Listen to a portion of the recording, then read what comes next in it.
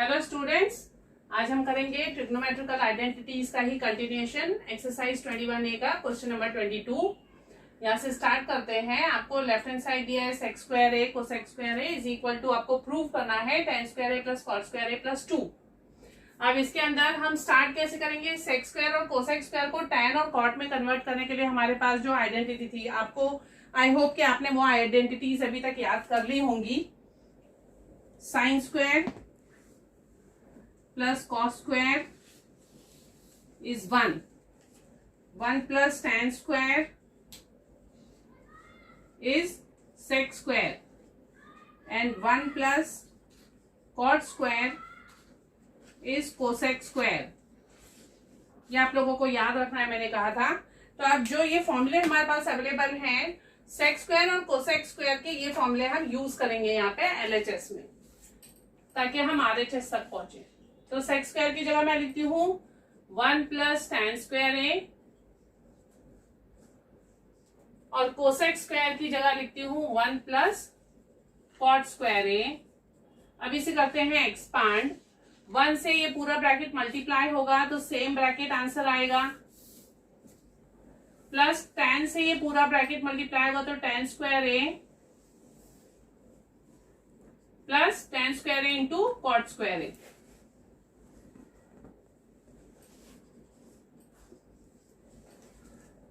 अब यहां तो हम कुछ नहीं करेंगे क्योंकि ये टर्म मुझे चाहिए, tan स्क्वायर ए भी चाहिए, कॉट स्क्वायर ए भी चाहिए, प्लस 2 चाहिए, 1 की जगह 2 चाहिए। अब इस पे ध्यान दीजिए, आपको मैंने बताया था tan ए का रेसिप्रोकल इज कॉट ए। तो ये फॉर्मूला अगर मैं यहाँ यूज करती हूँ तो कॉट की जगह मैं लिखूंगी 1/tan स्क्वायर ए और tan स्क्वायर ए कैंसिल हो जाएगा, जिससे मुझे 1 आंसर आएगा। तो ये हम ऐसे ही कॉपी करेंगे, 1 plus cot square A plus tan square A plus tan square A into 1/tan square A.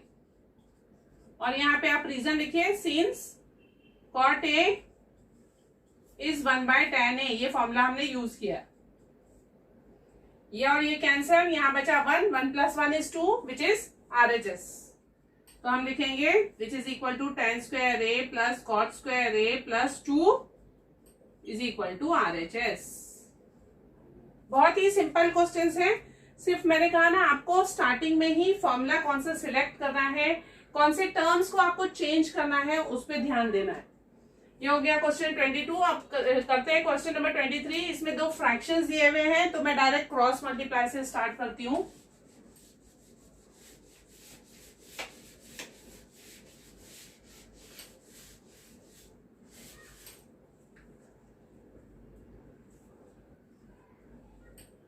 Third में हम करेंगे cross multiply, LHS। Cross multiply करेंगे तो ये टर्म यहां आ जाएगा, ये टर्म यहां आ जाएगा और अपॉन में इनटू। तो 1 minus cos A plus 1 plus cos A, upon में ध्यान से देखिए a plus B A minus B, यानी a square minus B square का फॉर्मूला। तो 1 माइनस कॉस स्क्वायर ए हो जाएगा। ये जब आप इन दोनों को मल्टीप्लाई करेंगे, ये है a प्लस बी, ये हो गया a माइनस बी। तो a plus B A minus B का फॉर्मूला है a square minus B square, इसीलिए 1 माइनस कॉस स्क्वायर ए आएगा डिनोमिनेटर में। अब ऊपर हमारा 1 प्लस 1 2 हो जाएगा और ये कैंसिल हो जाएगा। 2 अपॉन 1 माइनस कॉस स्क्वायर ए, देखिए ये आइडेंटिटी यूज करके क्या आएगा, साइन स्क्वायर ए। यहाँ पे since sign square A plus cos square A is 1। अब 1 साइन स्क्वायर क्या होता है, कोसेक स्क्वायर। तो आ गया हमारा RHS 2 into cosec square A which is equal to RHS। इसके लिए आप रीजन लिखेंगे, since 1/sin A is cosec A. ये हो गया 23rd क्वेश्चन।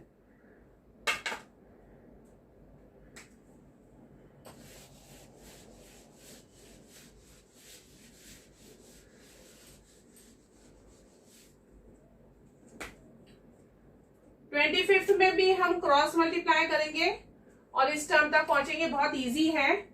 मैं क्या कर रही हूँ, कोसेक ए को कॉमन निकालूंगी, क्योंकि दोनों में न्यूमरेटर कोसेक ए है, इसलिए हम क्या करेंगे, उसको कॉमन निकाल लेते हैं ताकि इजी हो जाए, मुझे एक्सपांड नहीं करना पड़े। कोसेक ए और दूसरे ब्रैकेट में मैं लिखूंगी 1 अपॉन कोसेक ए -1 प्लस 1 अपॉन कोसेक ए +1।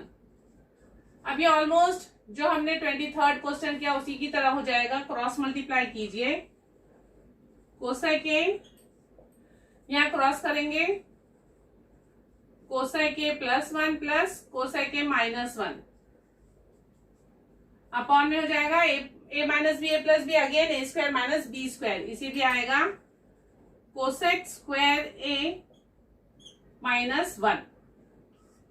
ऊपर 1 कैंसिल हो रहा है, कोसेक ए मिलके हो जाएगा 2 कोसेक ए, और ये कोसेक ए से मल्टीप्लाई होके हो जाएगा 2 कोसेक स्क्वायर ए। ये दोनों हो गए 2 कोसेक ए, और ये कोसेक ए मल्टीप्लाई होके आ गया 2 कोसेक स्क्वायर ए। अपॉन में देखिए कोसेक स्क्वायर ए -1 क्या होगा, cosec square A -1 cot square A.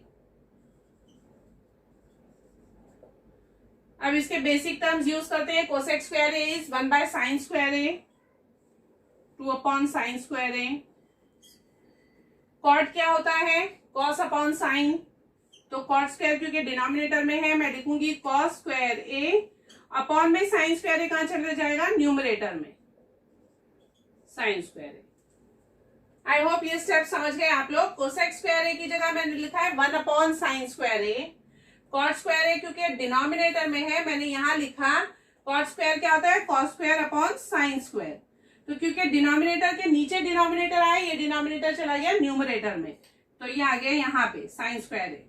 अब इससे क्या हुआ, साइन स्क्वायर कट गया, 2 अपॉन कॉस स्क्वायर अगेन क्या होगा 2 इंटू सेक स्क्वायर, क्योंकि 1 अपॉन कॉस क्या होता है सेक ए, तो 2 इंटू सेक स्क्वायर ए, क्योंकि 1 by cos A is sec A. यहां हमने जो जो फॉर्मूले यूज किए वो आपको लिखने हैं। कोसेक की जगह मैंने लिया है 1 by sine cosec A is 1 by sine A, and cot की जगह मैंने लिया है cot A is cos A upon sine A. ये इसका रीजन है, फिर इसका रीजन ये है, और फिर ये हमारा आरएचएस आ गया, ये रहा 2 सेक स्क्वायर ए। तो हमें क्या करना है, सिर्फ हमें आरएचएस में कौन सा टर्म चाहिए लेफ्ट हैंड साइड को उसमें कन्वर्ट करने की कोशिश करनी है यूजिंग डिफरेंट फॉर्मूले। जो हमारे बेसिक फॉर्मूले हैं बस वही हम यूज कर रहे हैं अभी तक, कुछ अभी तक इसमें कोई डिफिकल्ट सम नहीं आया है।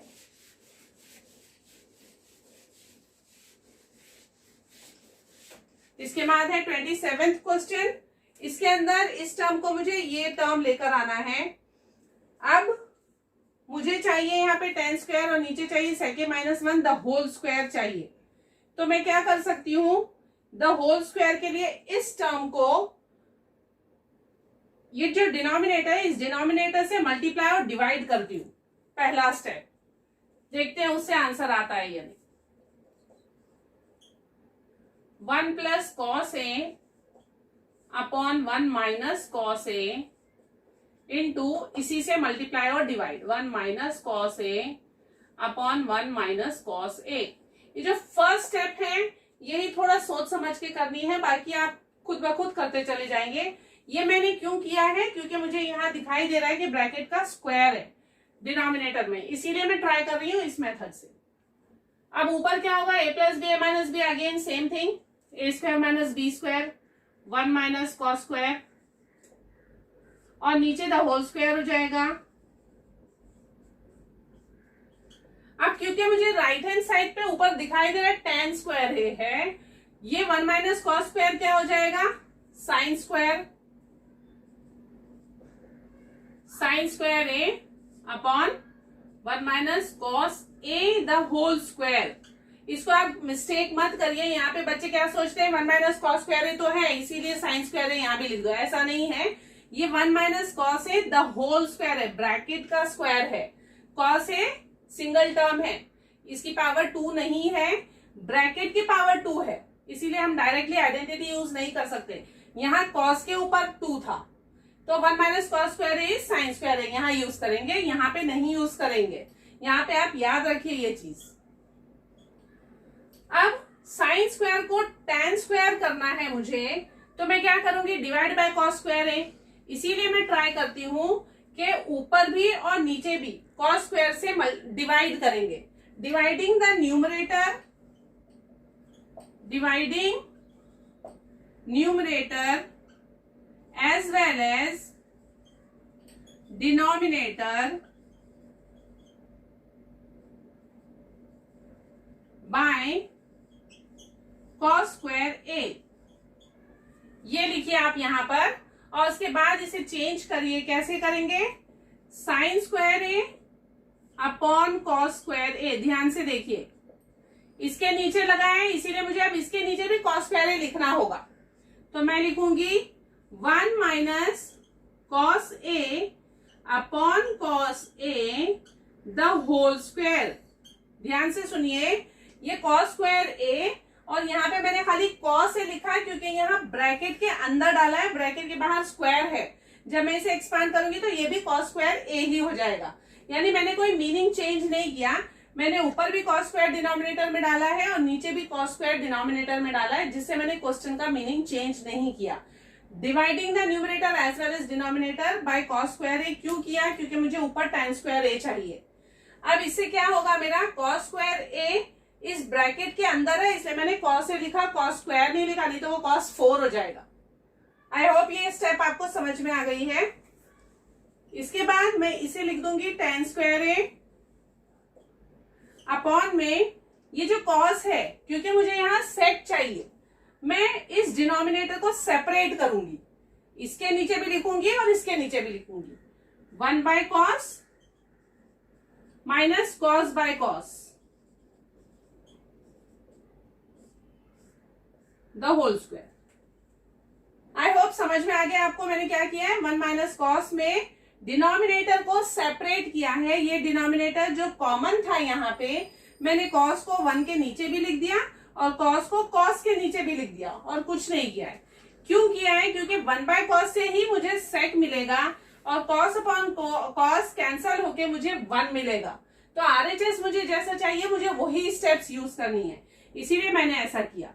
तो ऊपर आ गया मेरा tan स्क्वायर ए और नीचे आ गया sec a minus 1 the whole square which is my RHS।